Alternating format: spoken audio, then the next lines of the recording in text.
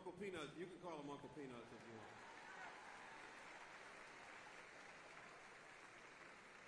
Kenneth Williams. Did you notice how the old Baptist stood back up?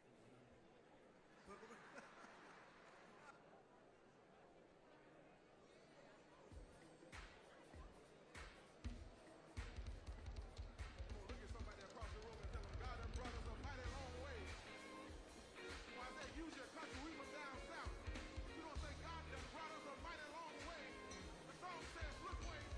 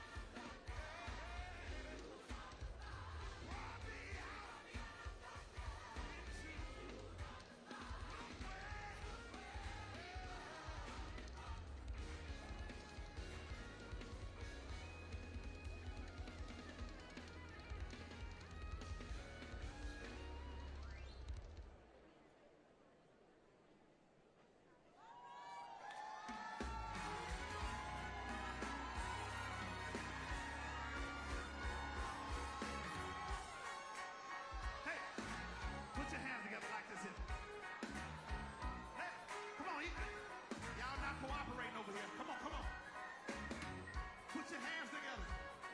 Come on now. Hey, everybody in the balcony, hey, I love you all. Come on, let's do it. Blessed time.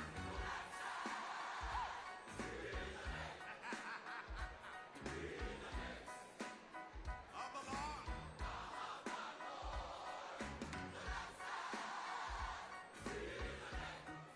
Be the name of the Lord. From this time forth and forevermore.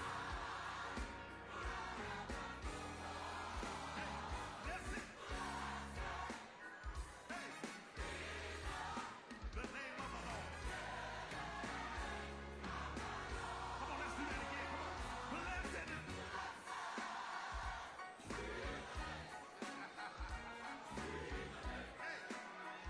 Of the Lord. Come on.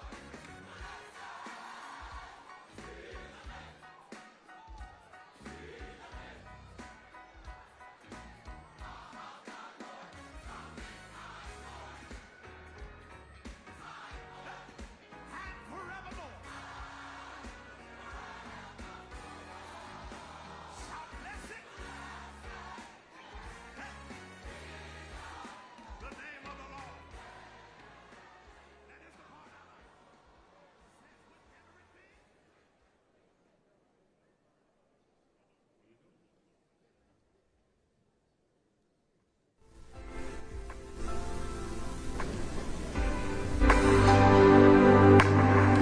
Hi, my name is Brandon with Memphis Record Pressing, North America's largest manufacturer of vinyl records, located right here in Memphis, Tennessee. We are music makers, and vinyl lives here.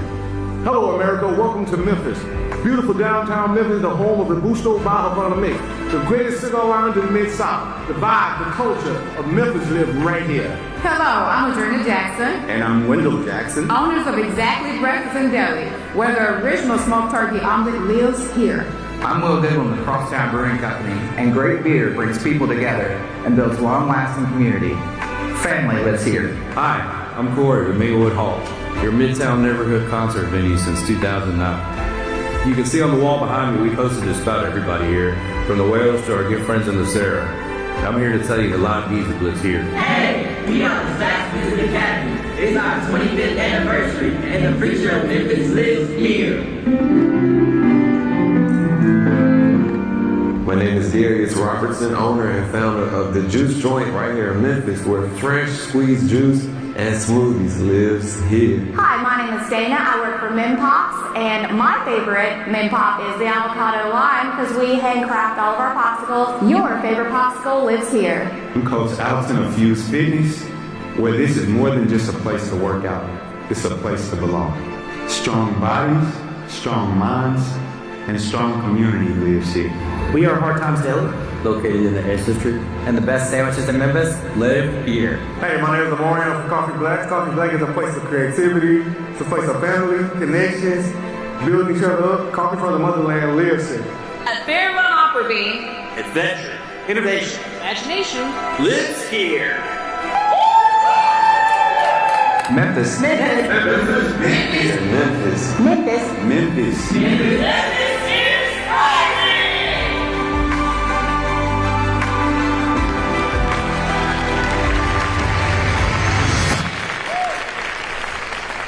Ladies and gentlemen, welcome to the 2026 State of the City program.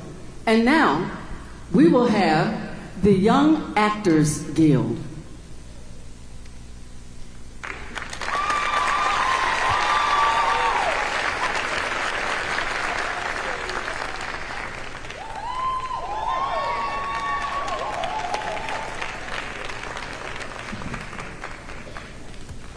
Good evening, everyone. How's everybody? Well, my name is Dominic Barconia. It is such an honor and a pleasure to introduce to you all Young Actors Guild Company dancers. You see, we're founded by our amazing artistic director, Miss Christy Chandler, who to date has mentored over 40,000 children in the Mid-South, just like myself. So hi, my name is Dominic Barconia, and I'm a proud senior at White Station High School, where I'm a member of the baseball team and a violinist in the orchestra.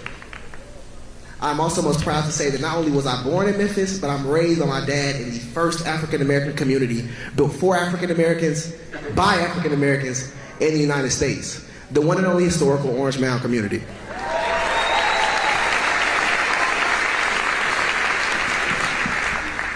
You see, living in Memphis and being mentored by amazing leaders like Mayor Paul Young has showed us ways in just bigger than performing arts. You see, Memphis has helped me find me in times where I felt that society and the world wouldn't accept me for that. Living in Memphis has helped me find peace through some of the most detrimental struggles of my life. And last but not least, Memphis has helped me find the self-hunger and the focus to stay locked in on my craft, as it's a God-given gift that cannot be taken away from me. On top of that, YG's 98% college graduation rate shows that what they're saying to us means something bigger than just performing arts. And no, like a lot of people, and like myself, we weren't born with a silver spoon, but we were all born with the knowledge and the power to understand that we can do all things through Christ who strengthens us. Now, ladies and gentlemen, may I present to you Young Actors Guild Company Dancers.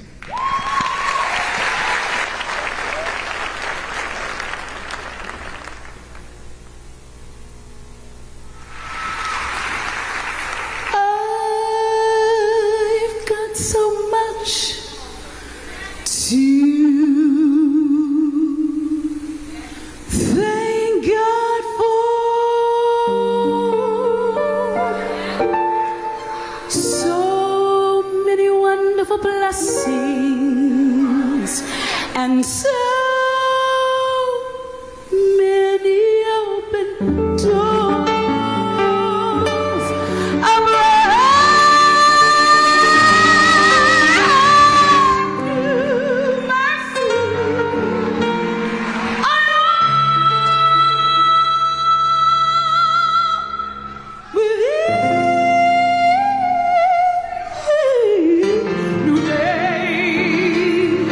That's why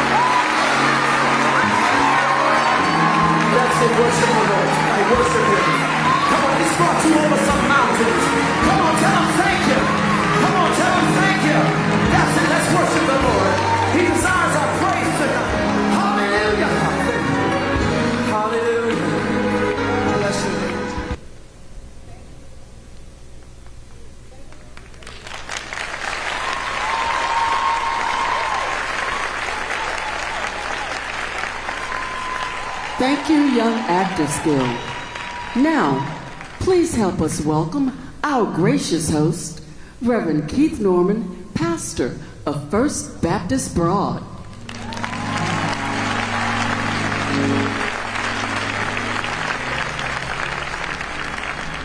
Come on, let's keep making noise in the house on tonight. This is the house of the Lord, amen.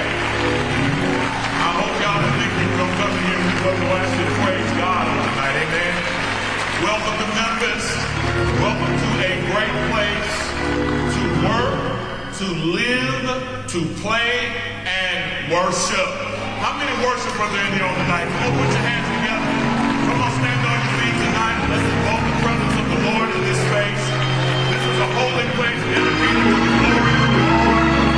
One of the proud heritages of Memphis, Tennessee, is that we have learned to worship the Lord together. I have a little known fact I want to share with you that we celebrated so much music on tonight that Memphis has more gospel Grammys than any other kind of Grammys in our city.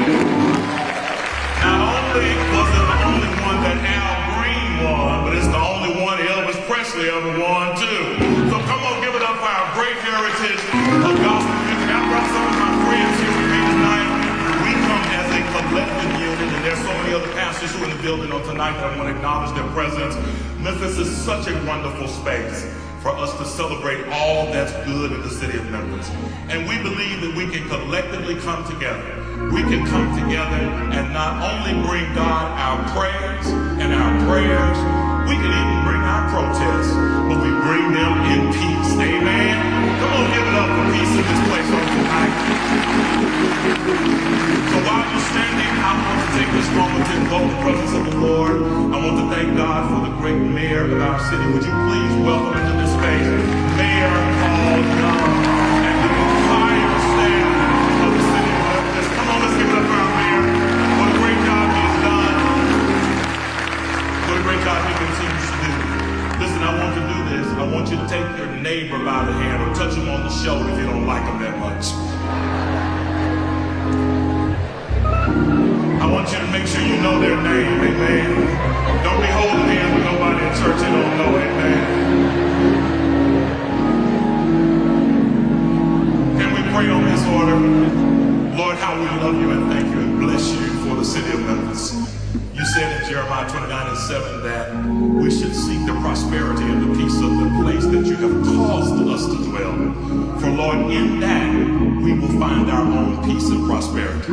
So Lord, rain down peace and prosperity on the city of Memphis. Every heart and every hand that is in this place on tonight, and even those who are watching by live stream in places all across our city, we invoke a spirit of peace over this city. We invoke a spirit of prosperity over this city.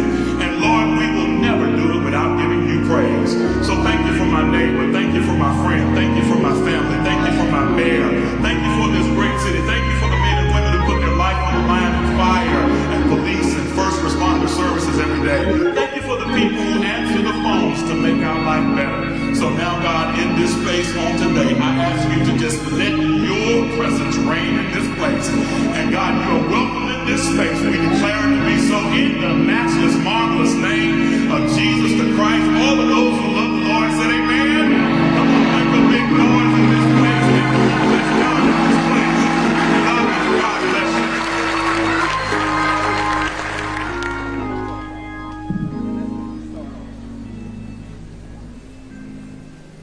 you. Now, welcome to the stage, Perfecting Gifts.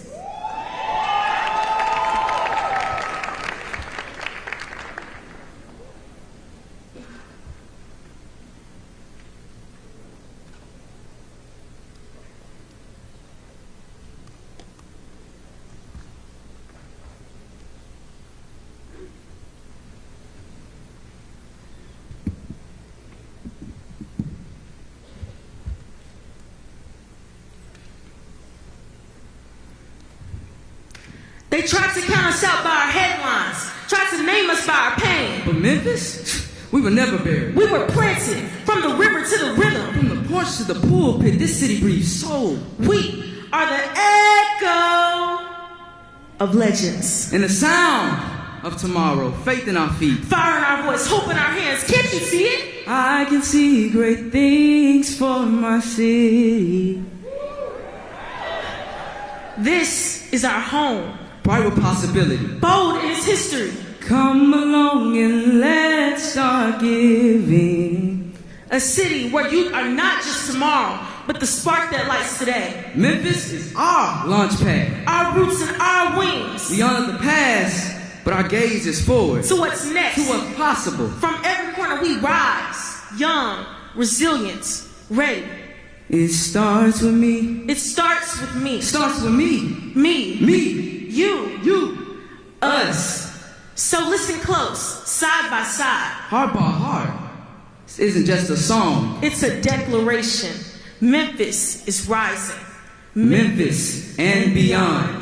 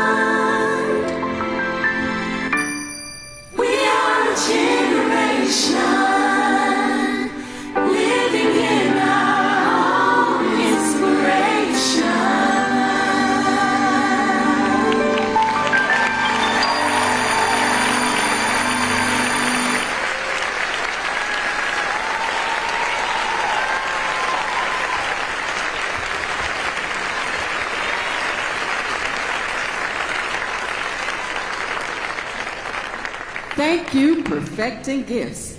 And now, welcome, Council Vice Chair Chase Carlisle.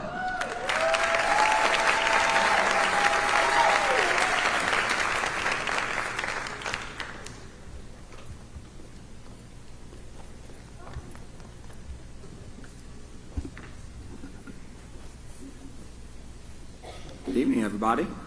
Thanks for making it out. Good to be a little warmer.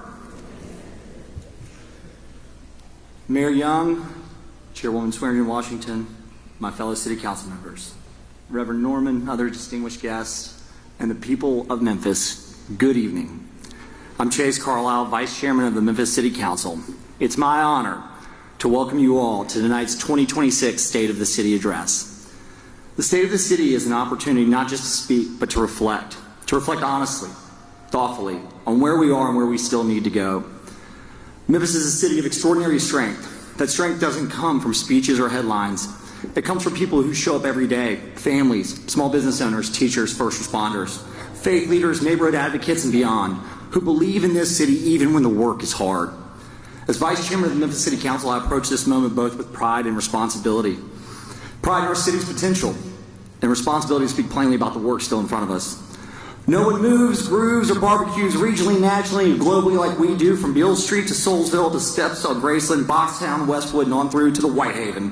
South Memphis, Orange Mountain, Glenview, Fraser, Raleigh to Midtown, Highland Heights, Berkeley, back down to Parkway Village, Hickory Hill, all of East Memphis, Cordova, and every pothole in between. Our culture, our music, our creativity continue to be world-renowned. But that recognition is meaningful. But recognition alone is not the measure of success. The true measure of progress is felt at the street level. It's whether families feel safe in their neighborhoods, whether parents can find good jobs that support their households, whether seniors can age with dignity, and whether young people see a future for themselves right here at home. Over the past several years, we've seen both progress and persistent challenges. We've seen investment alongside inequity, momentum alongside frustration, and hope alongside urgency. The reality calls for leadership that is steady, practical, grounded in results. On this council, these individuals, we've worked to confront difficult issues, especially around public safety, transportation, infrastructure, and our city's finances. These are not abstract conversations. They affect real people and real lives, and they require discipline, honesty, and follow-through. We're focused on long-term financial stability. Financial responsibility is not a talking point, it's a foundation. Because when we're honest about our financial realities, it's working families. When we're not honest about our financial realities, it's working families that pay the price. Stewardship of tax dollars is not optional, it's an obligation. At the same time, our intent must always be compared with compassion. Progress that leaves people behind is not progress at all. What Memphians are asking for is not perfection. They're asking for focus, for consistency, for leadership that listens, adapts, and most importantly, delivers. They want a city that works, and not just occasionally, not just in certain neighborhoods, but for everyone. So tonight, for me, and I'm sure for my colleagues, but for me, it's about recommitting to the work. Recommitting to safer streets, stronger neighborhoods, recommitting to economic opportunity for every zip code, recommitting to a city government that earns trust through action. We don't need division, we need our direction. We don't need to settle for what's comfortable when so much more is possible. I believe deeply in this city. I believe in its people. I believe that our best days are still ahead, and not by chance, but by our choice. The choices we make now, how we govern, how we invest, how we listen, will shape Memphis for a generation and generations to come. As Vice Chairman of your City Council, I can say on behalf of my colleagues that we remain committed to doing the work that was with seriousness, integrity, and respect for you, the people we serve. Thank you for the opportunity to stand before you tonight, and thank you for believing in Memphis enough to want better, enough to help us build it back better, so that Memphis can continue to rise together. Thank you.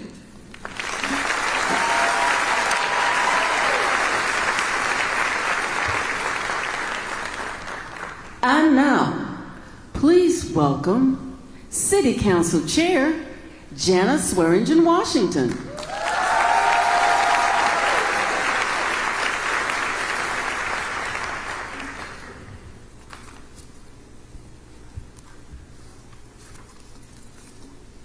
All right.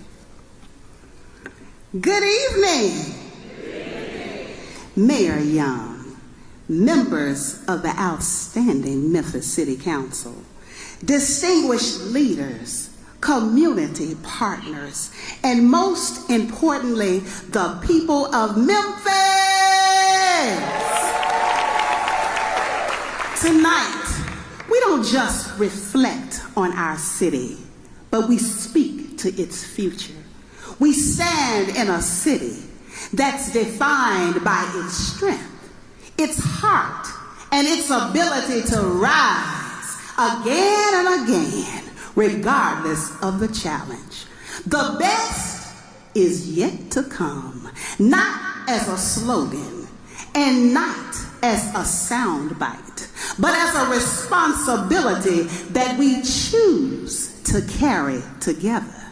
Memphis has never been defined by what it's endured. We're defined by what we build after endurance. We're not the sum of our challenges, but we're the measure of our response.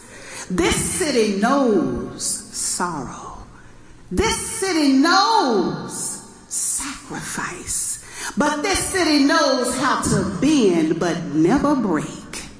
We've endured injustice. Oh yes, we've endured loss. We faced moments that tried to convince us that our future had already been written, and still this city rises and we move forward. Progress in Memphis, it doesn't happen in isolation, but progress happens because we have forged through a partnership with the mayor's administration, this city council, our community partners, and the people that we serve. Under Mayor Young's leadership, this city has taken deliberate steps to stabilize our foundation and prepare for long-term growth. As chairwoman of this city council, I'm proud of the work that we've done together. Work that is committed to accountability, shared transparency, and making sure that we are giving and delivering results. Results that are focused on the residents. When we can feel it in every neighborhood, then we know that we're doing the right thing. We're strengthening the foundation of daily life.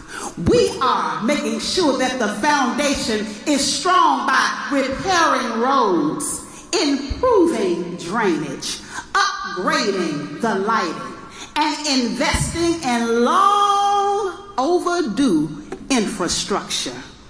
When basic services reach every block, then opportunity becomes real and not theoretical. In public safety, we're moving with intention. We are supporting data-driven strategies, strengthening community-based policing, and investing in prevention. A city that reacts is not enough. We must protect, prevent, and build trust. In housing and neighborhood revitalization, oh yes, we're confronting blight, expanding affordable housing, and stabilizing long neglected properties. We're creating pathways to home ownership. Development must not displace the people that have built this city. In workforce development, we're aligning city initiatives with employers, apprenticeships, and training pipelines so growth produces real opportunity for Memphians.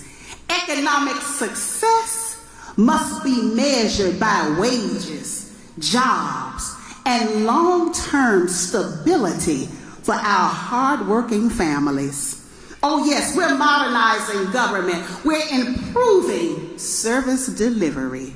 We are expanding digital access and strengthening transparency. We are ensuring that our city services are efficient, that they are responsive and accessible to all. A government that works is not a luxury, it's a duty.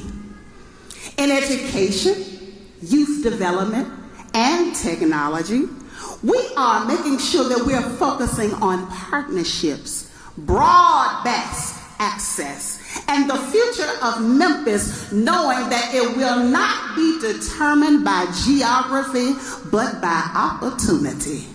Oh yes, we're standing with those who serve our city every day, those first responders, those educators, city employees, and all of our public servants. Their work is the backbone of Memphis, and we appreciate you every day.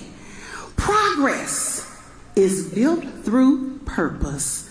We move forward when government listens, when leadership is present, accountable, and rooted in the lived experiences of our people. We advance when we choose courage. Oh yes, not the courage that avoids hard truths, but the courage that confronts them.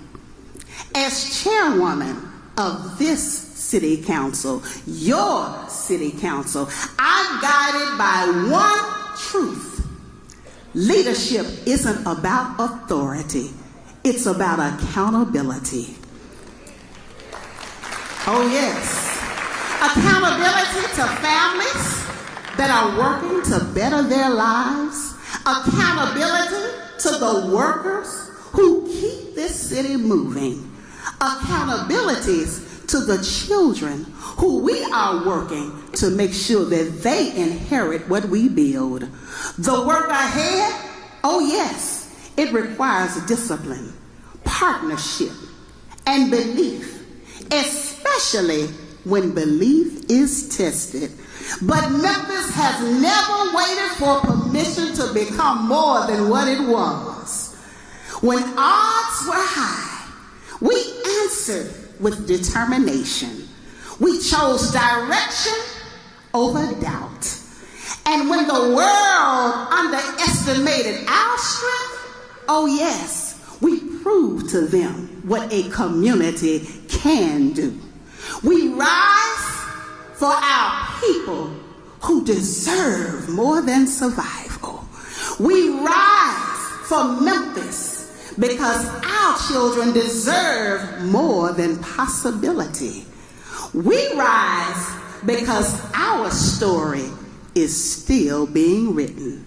As Maya Angelou once wrote, "Still I rise, and so will we together." God bless you. Thank you, Memphis.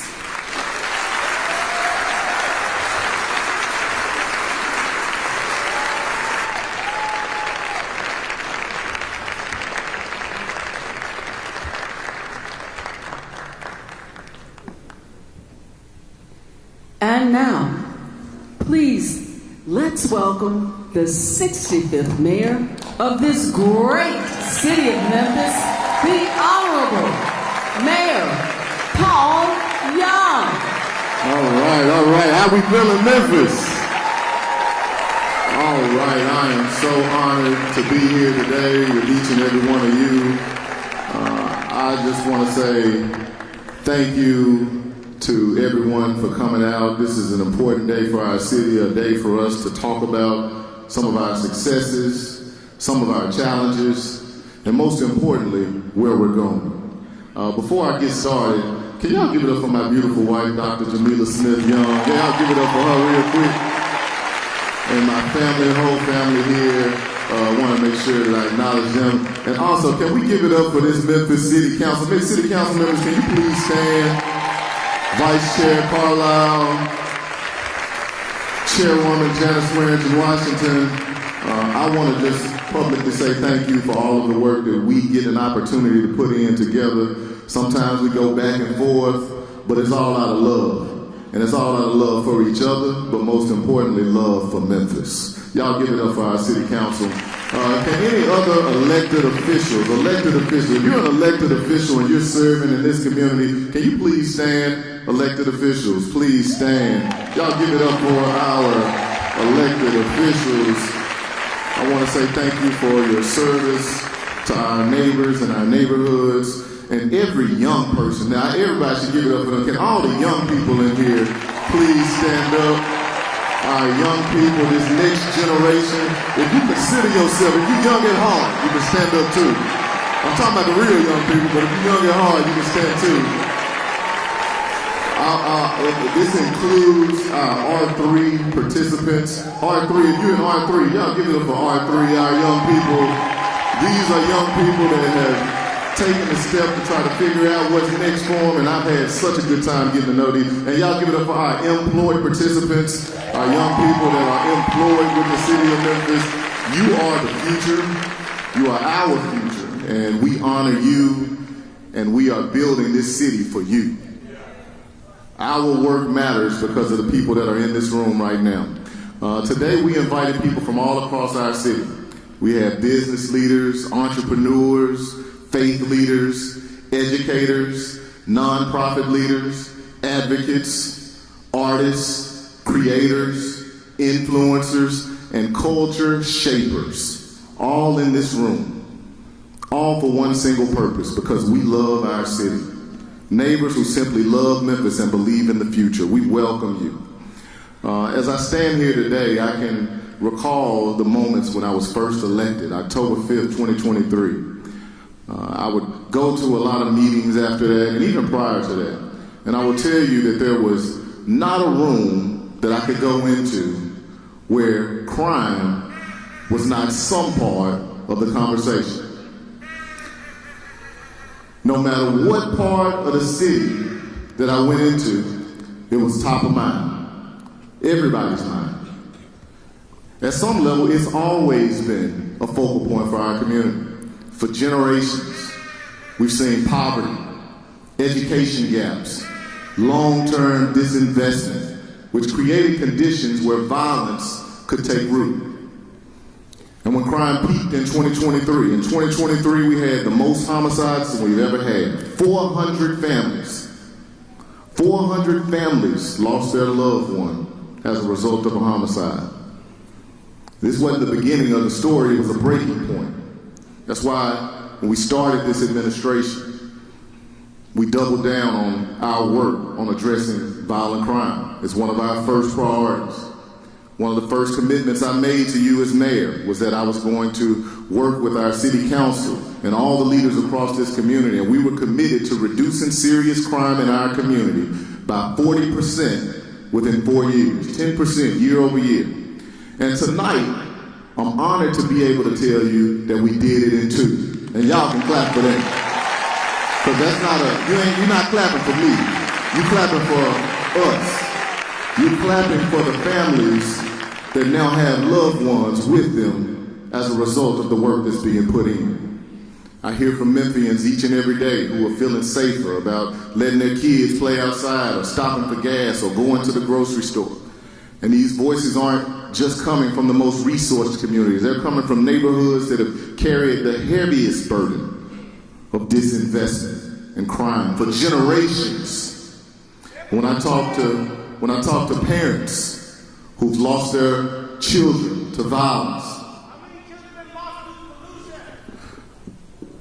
when I talk to parents that have lost their, be respectful, sir. Be respectful, sir. Be respectful.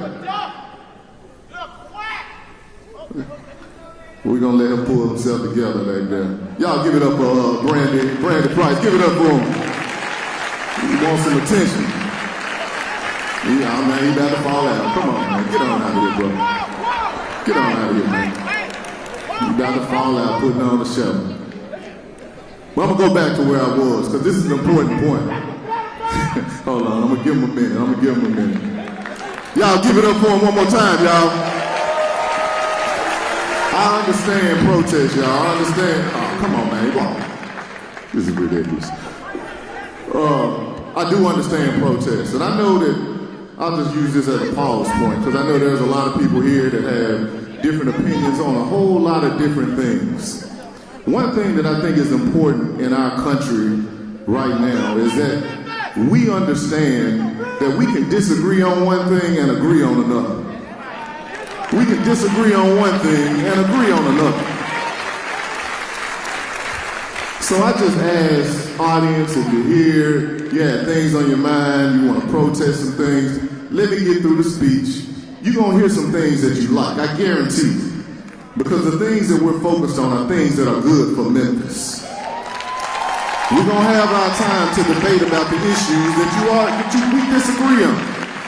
I understand it. But let's be respectful of the Lord's house. Let's be respectful of everybody that came here to listen, to hear, to learn about where we're trying to go. Because we've had enough of people just trying to get some attention, showing out for the fun of it. I see it every day. I don't comment, but I see it. I know what you're saying. I understand your feeling. But let's save that debate for a time when we can have it. Right now, we're going to focus on where we're going right now.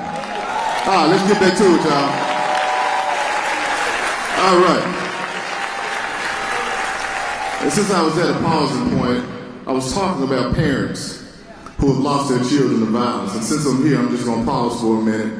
And I want to shout out Sharika Carpenter. Sharika, wave your hand. Sharika Carpenter started the Braden Murray Project. Sharika Carpenter did something special last year. And she worked with my mother. Moms, can you stand up, Mom? Y'all give it up for Pastor Diane Young.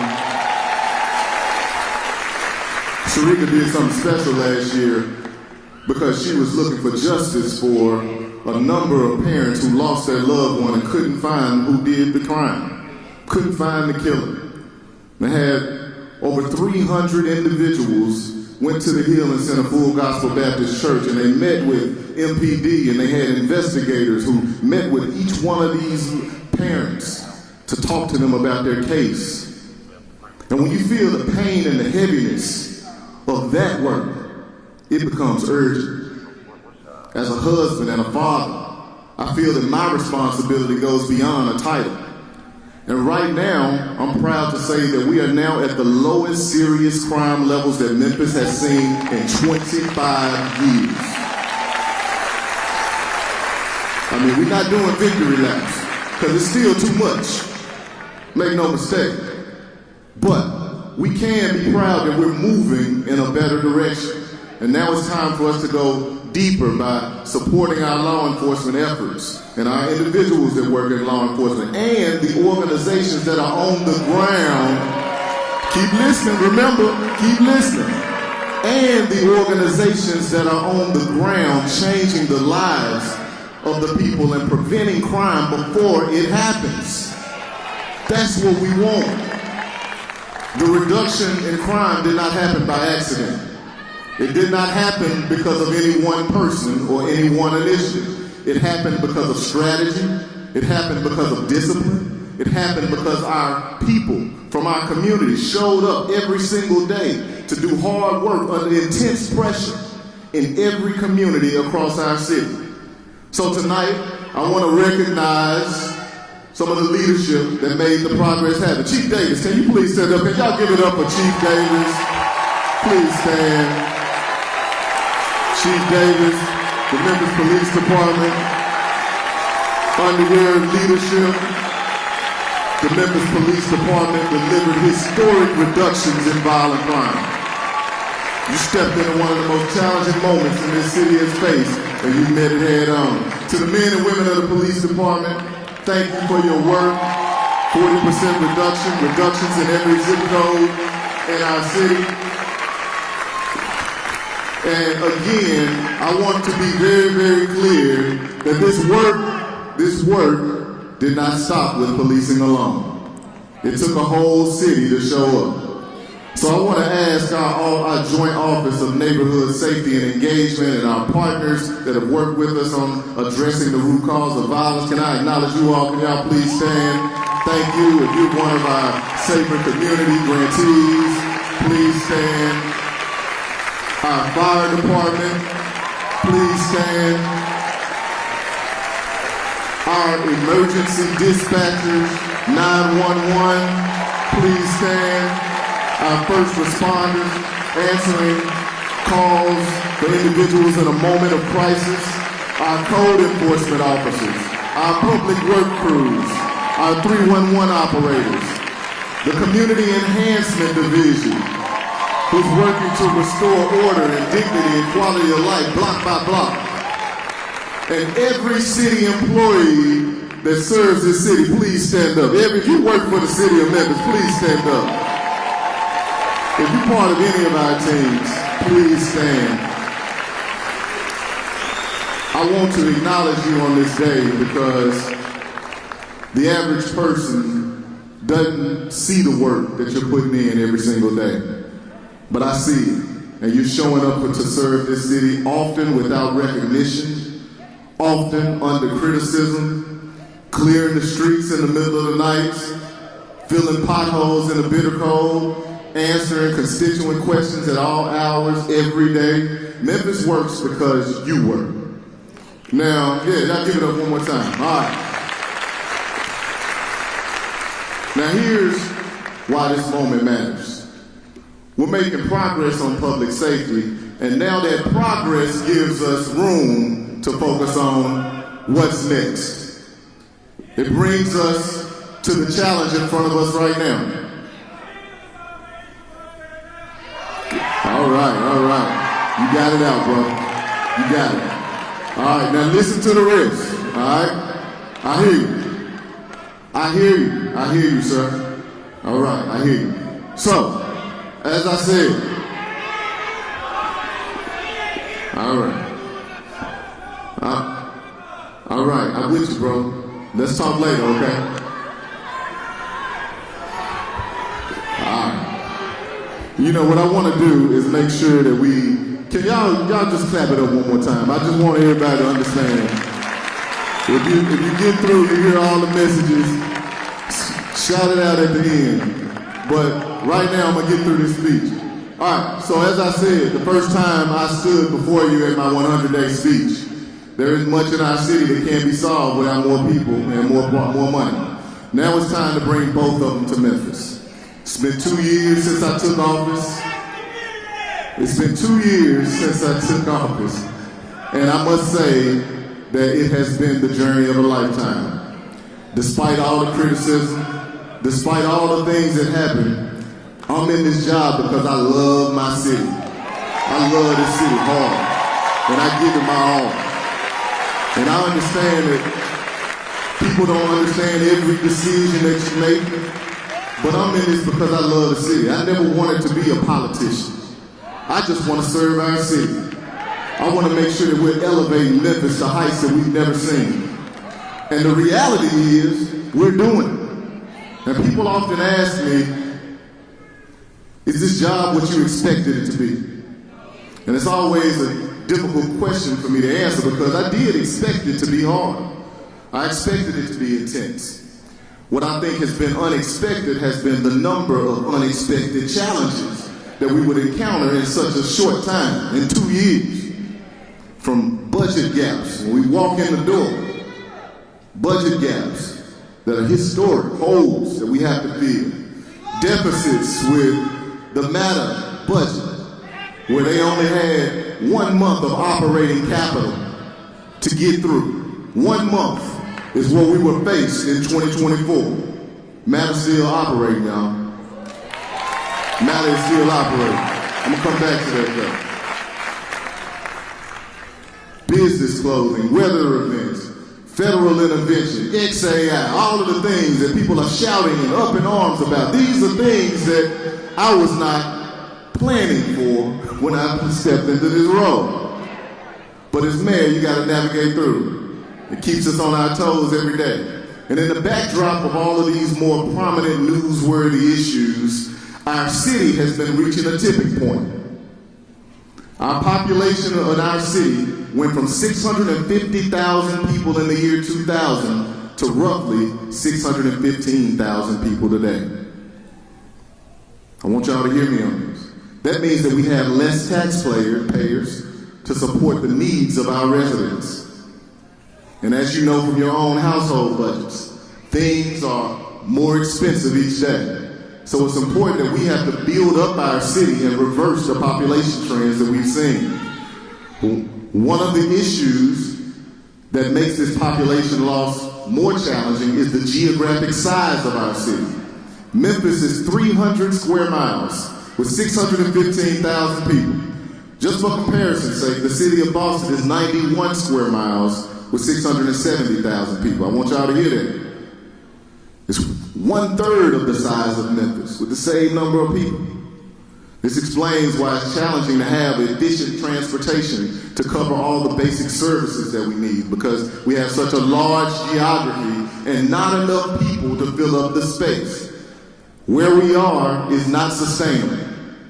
We need more density. We need more people to make the system work. That means our next chapter has to shift our plan from growing outward and taking on more land and annexing to growing upward, building up density in the core. That's why we must be strategic about how we do that, about concentrating investment where it creates the most opportunity, about designing a city that works better for the people who live here today and the people who we want to welcome tomorrow. We love our immigrant community. Thank you for pointing it out. We love y'all give it up for our immigrant community in the city of Memphis. Yes, we love our immigrant community, particularly the Hispanic population, given that it has been the fastest growing population in our city for the past 10 years, making up 9% of our population. Cities rise when people feel safe, when neighborhoods are cared for, and when the opportunity feels real.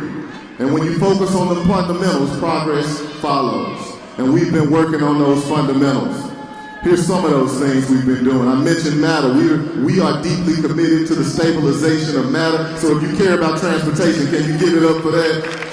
I see Rod Holmes here and the team from Matter, protecting essential transit service for Memphians who rely on it every day to get to school and work and to opportunities. Another thing that's important, for the first time since 2019, Memphis Animal Services has returned to full open intake, reflecting a system that's built on compassion and responsibility. First time in 7 years. We had a record year in employment for our young people. More than 1,800 students gained meaningful experiences through our Employ program. And this summer, we're committed to funding 3,000 work experiences for young people in our city. We're strengthening blight enforcement, holding bad actors accountable and remediating long-standing disinvestment. An example of this came through the work of our city's legal team when the demolition of Somerset Apartments marked a turning point in Oak Haven community, my own community, replacing years of blight with the possibility of renewal and clearing the way for growth. And these wins don't always dominate the headlines, but they are the ones that change lives. They build trust, and they prove that when we stay focused, our city can deliver, and progress follows. And so with that said, our next big push for progress is going to come with how we think about housing. Because housing is more than just a roof over someone's head. Housing is the foundation to any growing city. It's the most critical building block of a city's functioning and growth. Housing is what allows businesses to thrive by putting customers and workers nearby. It connects industries to a reliable workforce. And it gives downtowns and retail centers the population density that they need to sustain long-term growth and vitality. If we're going to jumpstart Memphis growth, we have to build differently, and we have to invest more deliberately. That means changing the outdated rules that make it hard to build housing in our city. That means, yeah, y'all can clap for that, especially y'all that have built housing before or trying to access housing. We're bringing a new streamlined development code to City Council for adoption in the coming months, removing red tape, speeding up approvals, and making it easier to build the homes for Memphians to thrive. It means expanding access to land so that it can happen where it's most needed. It means aligning our dollars so that land, infrastructure, financing, and approvals move together and not in silos. Over the next year, we plan to formalize a new cooperative structure that's going to align our city, our economic and community development partners, our private and philanthropic capital around a single housing strategy and goal. This structure is going to be built on shared responsibility.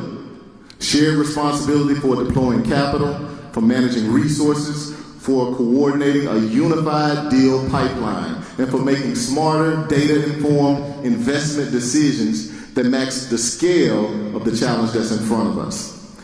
All of this work is driven by one clear outcome: to put Memphis back on a path towards population growth. So my commitment right here today is that by 2030, Memphis will deliver 10,000 new, affordable, and market-rate homes in the core of the city. And y'all can clap for that. 10,000 new or renovated. And I know that this goal might sound ambitious, but I want to just tell you about a few things that's happening to let you know that we're well on our way. I see Councilwoman Michael and Easter Thomas here, has been working hard in Hyde Park. Long vacant land is being assembled for future homes, a sign that North Memphis is being seen, valued, and prepared for what's next, with a focus on long-term stability. In Boxtown, Westwood, and Whitehaven, a new home repair program reflects the power of community advocacy with voices like Barbara Britton from Boxtown and Pastor Melvin Watkins working to ensure that reinvestment strengthens the people who live in the neighborhood and already call it home. We're not just building for the people to come, we want to build for the people who are here right now. I want to acknowledge the works. I saw Rashawn in here. This spring, right now, this spring, we're looking at 126 rental and home ownership new to the market that are going to be placed in service by the Work CDC, Comcast partners in South Memphis, North Memphis, and in Fraser. In South Memphis, I don't know if Miss Casey Cooper is here, but she's been building luxury homes in areas that have been previously overlooked. In Uptown and Klondike Smoky City, emerging developers like Wayne Moody. Is Wayne Moody in here? I don't know if you're here or not, but Wayne Moody and 11 other small developers are now taking part in turning vacant lots into essential housing, a program supported by the Memphis Community Redevelopment Agency. 68 lots that are being transformed, growing both neighborhoods and the next generation of local developers and builders at the same time. Our cooperative strategy will allow our team to secure the resources to support the development of quality housing in the heart of our city, as well as identify the resources for our residents so that they can afford to access the housing once it's built. You can clap for that, because it's important that as we build it, we still have to make sure that it's accessible to the people who need it. That's how housing becomes a growth strategy and density becomes opportunity. It's how we build a city that people are going to choose. We're also going to... I can't stay the same. But keep listening, I'm getting to it. So, we are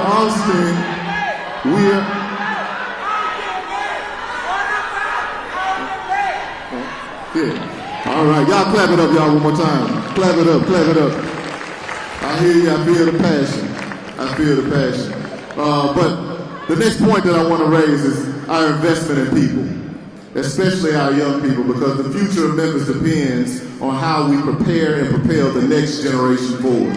And I think you can clap for that.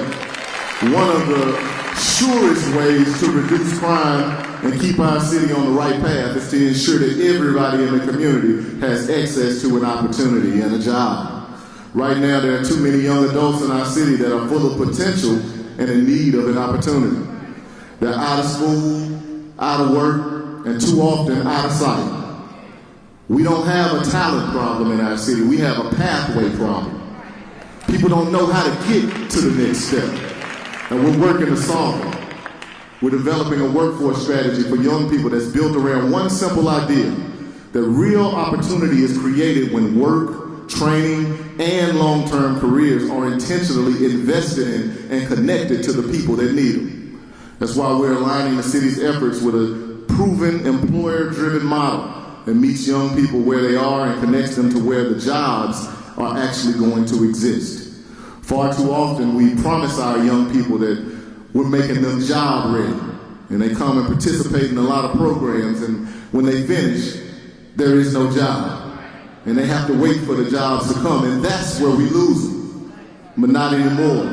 Along with our partners and community leaders, we're building clear pathways to prosperity for young adults through our partnership with the Collective Blueprint and Prosper 901 initiative. And we're focusing on 3 strategies to change the lives. Here goes another big goal. We want to change the lives of 5,000 young people by 2030. And we're going to do it in 3 ways. First, we're expanding paid work.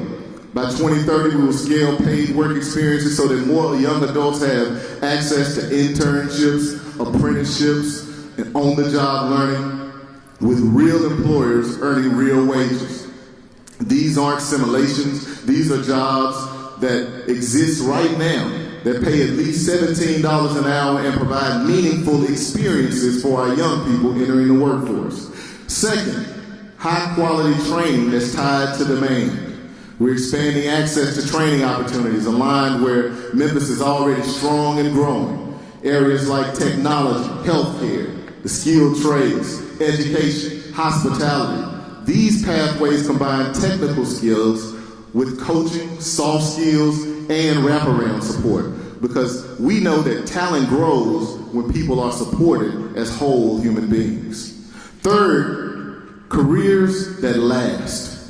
We're working with employers to provide capital to increase the number of high-quality, full-time, semi-skilled jobs in our city with the clear advancement pathways and wealth-building opportunities. That means supporting job creation, entrepreneurship, employee-owned models, those things that allow young people to build stability and a stake in the city.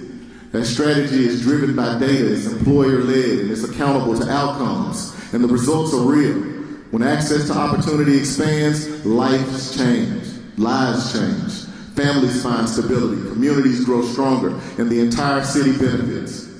And as the third leg of our growth strategy platform, we're ready to recognize and amplify our culture as a serious economic driver. Y'all give it up for culture. Memphis is a special city. You just saw all this amazing talent. You go to any church in the city, you're going to see talent like this. We have it in droves. Culture is not a side note in strengthening the city. It's the key. You don't advance your city by fixing what's broken. You advance your city, and you do have to fix what's broken, but you advance the city by leaning into the areas where you have a strength. And culture is where we have a strength. We don't just have culture. Memphis is culture. You can ask any visitor. They'll tell you that Memphis feels different, and they'll say it with love. They recognize what so many people see, that Memphis is special, that innovation is in our DNA, that we're a culture city. From music to food to movement, Memphis is foundational to what the world knows as American culture. Not inspired by it, not adjacent to it, we are the source. Whether it's the blues, gospel, soul, rock and roll, hip-hop, these did not pass through Memphis. They were born here. They were shaped here. They carried from neighborhoods to the world.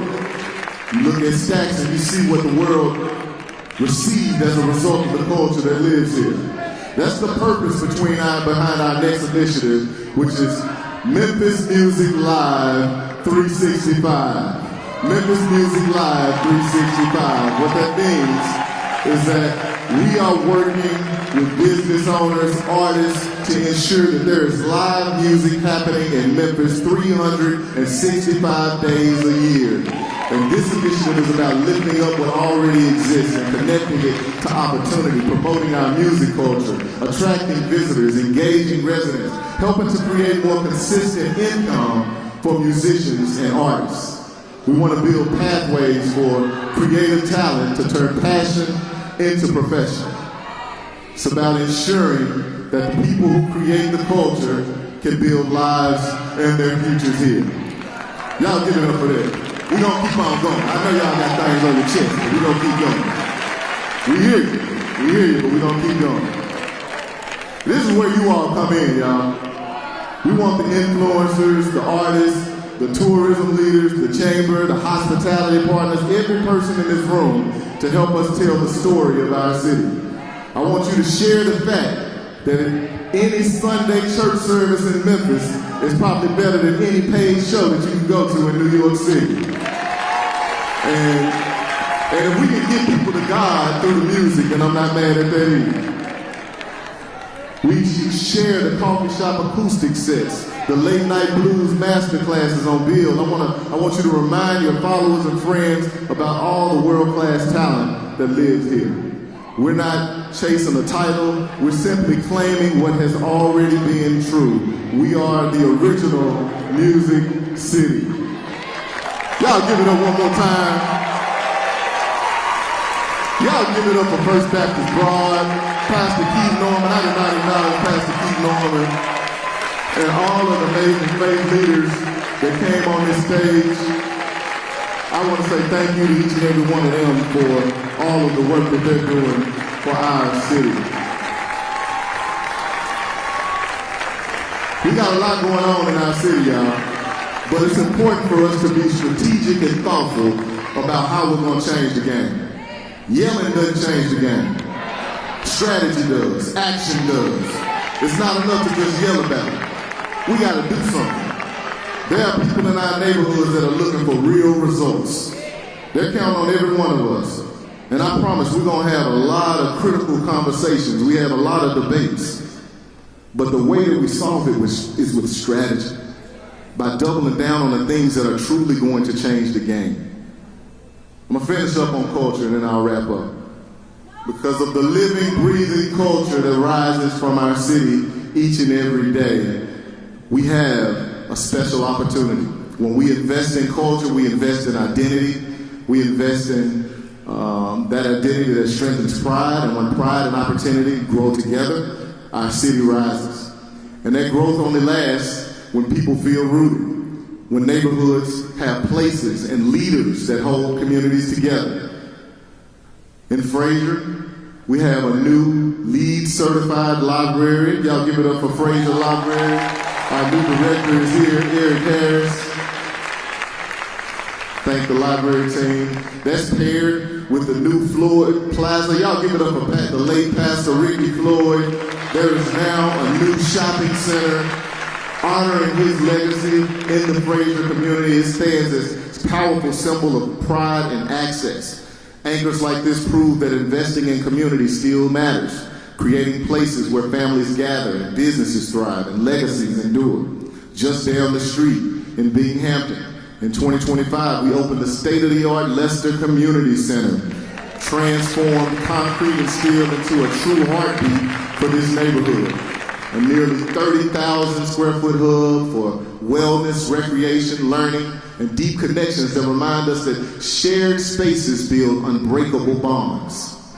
Right here on Broad Avenue, I just shouted them out, but I'm going to shout them out again. Y'all give it up for Pastor Keith Norman and First Baptist Broad, who are elevating their own on-your-block strategy. They've taken it to new heights by acquiring and activating properties across this neighborhood, from a football field where they're hosting youth sports and outdoor worship to a community event center.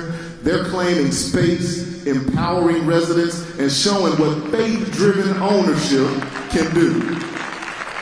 In Westwood, we have the Southwest Twin site that's currently being cleared right now, thanks to the investment from City Council and the advocates in that community. It's now making way for more civic-centered development. Along Summer Avenue, not far from here, there's ongoing work to enhance safety and modernizing infrastructure and prioritizing complete streets. This reflects a thoughtful, transparent commitment to progress, one that's centered on the people who live, work, and dream here every single day. These efforts are weaving a stronger central corridor, one that's safer, more vibrant, and one that's primed for the next wave of investment and activation by small businesses, nonprofits, and corporate partners alike. When we root our growth in real neighborhoods and real people, Memphis doesn't just thrive, we rise. We're reducing violent crime and making our neighborhoods safer. We're restoring dignity by taking on blight block by block. We're investing in housing. We're opening doors to opportunity for young people. We're claiming our culture not just as a decoration, but as an engine of growth. these are not just isolated strategies, they're all connected. They reflect a city that understands that density is not just buildings alone, it's connections for people. It's about bringing people closer together to opportunity, to services, and to one another. It's changing the trajectory of how we change the narrative and start telling the real story of Memphis with clear goals and a vision that's both aspirational and grounded in the science of hope. Hope is defined as a belief. Yeah, you don't give it up for hope, because that's what underpins a lot of the things that we need. Hope is the belief that tomorrow can be better than today if you just know the logical steps to get there. If you just know the logical steps to get there. And for too many in our community and for too long, they don't know what the logical steps are. And so if government is working for them, we have to make it clear what those logical steps are. In 2024, I committed to reducing serious crime by 40% in 4 years, and we delivered on that promise 2 years early. Now, I'm committing to the next chapter.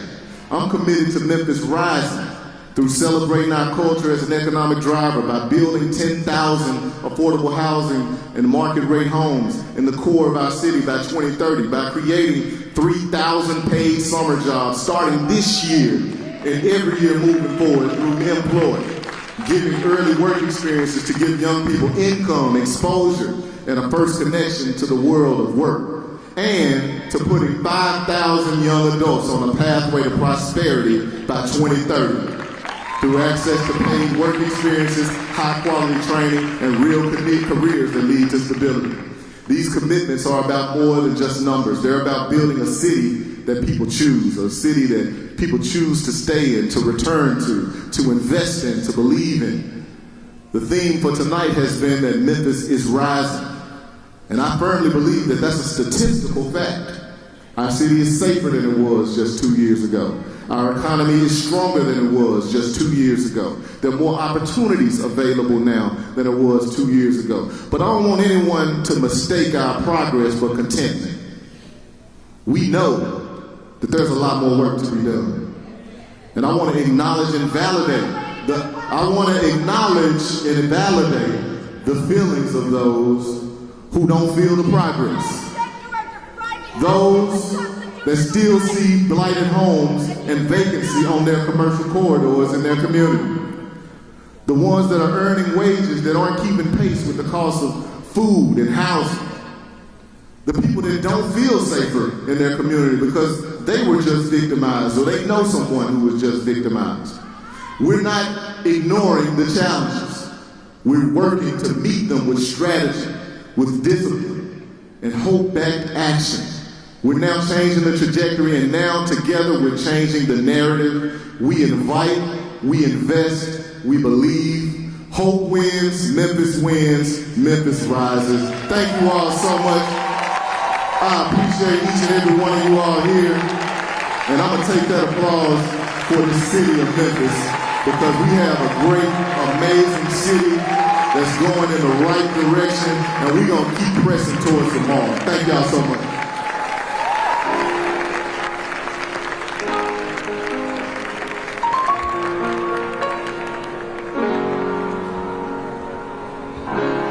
You're broken down and tired of living life on the merry-go-round, and you can't find the fighter, but I see it in you, so we can walk it out. Woo, mountains, we gon' walk it out.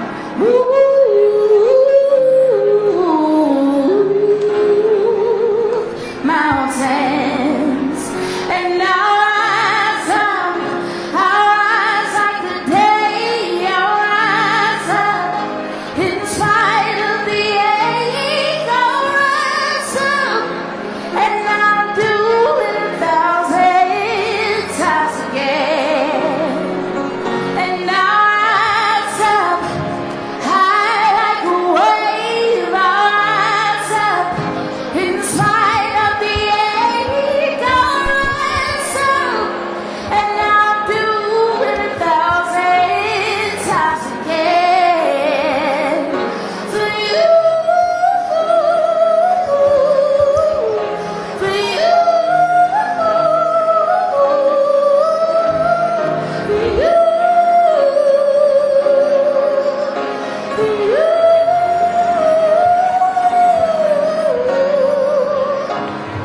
Inside